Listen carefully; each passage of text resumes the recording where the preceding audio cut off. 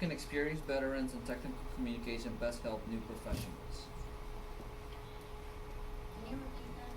So, how can experienced veterans in TechComm help new professionals? Explain everything. Yes. There are tons and tons of acronyms all over that. You're not gonna know what they mean. So either you make a list and learn them yourself, or you just have to ask everyone. So and not everyone likes to ask questions. We always find people just being annoying. So if you're the one in charge when training, it would be nice if you just explain to something, especially if you know that this is very specific to our field. Someone who is probably not going to know this.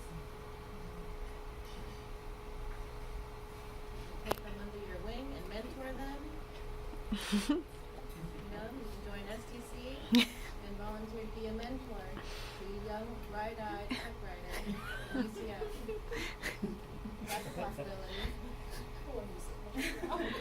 But also, my boss is really good. He'll quiz us. He'll start saying like 5 acronyms. He goes, do you know what ABC means? He knows I don't know, but he's gonna say it anyway. So anyone who's around, like we had a meeting with him a couple of days ago, and he was trying to explain to me one thing, and he knew Winfield was new. He goes, come over here. And so he's just drawing in people that he knows doesn't know what we're talking about, and he's gonna explain it all. I got lucky with that one. But alternatively, you can do what Alexander said and just explain it to us. And take us under your wing and nurture us. Hug us. It's gonna be okay. We'll make it through. Know that we don't know, and be patient with us while we're learning through, and offer some like tips and tricks that help you get through your job when you were here. What would you like to know when you were starting off, and just give us that information without us asking. And also, please remember what it was like when you were starting out, because I feel like that's a big thing sometimes where it's real easy. Because I've started falling into that trap. Because after I was hired, there were 4 other new hires on my team. One of them is been here not even 6 months yet, so I've kind of been helping her. And just surprising me sometimes because she'll ask me questions, and I by no means know everything at all about my company, but she'll ask stuff, and I'm just like, oh, obviously this, and I stop and I'm like, well, no, that wasn't actually obvious to me.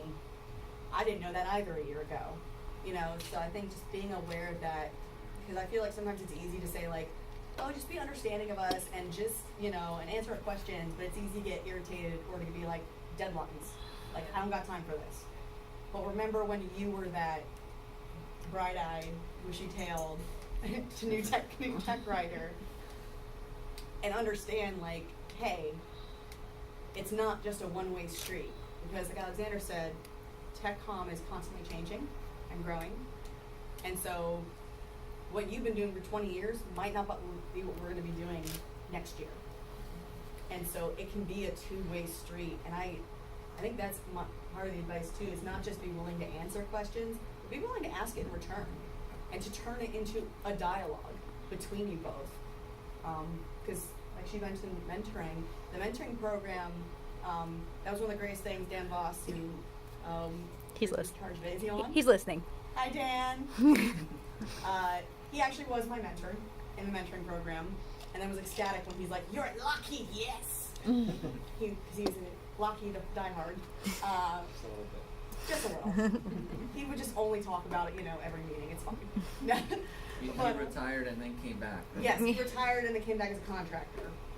Legit 6 months in a day. 6 months and a day later, he came back. But I think the greatest thing that I admired about him when he was starting it was he always would sell it, telling to mentors, this is not just you dumping all your knowledge on this person. This is a two-way street. You can learn a lot from this person that's going to help you in your own career, because if you're learning how to do stuff, or you're learning about social media management and why this matters, or hey, I've always used Word, but now we're moving into XML sources like ArborText. Having someone who doesn't know it with you at the same time is, you can teach me a lot about this business, this company, this environment that I know nothing about. You can teach me all these tricks. Hey, here's how you talk to these customers who are being total jerks right now. You know, like, this is how you can handle this. I don't know that. I've never had that experience. I have no idea. You can give me advice. Like, one of the best programs I thought we had was our treasurer, WC, saying, here's how you save for retirement. Because they did not teach you that in college, I will tell you that. But that's great. Like, that's stuff that someone who's been there and doing it knows it. But at the same time, if your field's changing, you know this stuff coming in that's new that they don't know. And so it can be a two-way street, and I think it makes it easier. Kind of like Sam said, is it's hard. People don't always like asking questions. You don't want to come across stupid or anything. But if you turn it into a dialogue where I'm learning and you're learning, it's a lot easier for people to share their knowledge and not feel like I'm imposing on you, or I don't want to ask you this because I don't want you to think I'm stupid. It's suddenly now it's just two coworkers talking.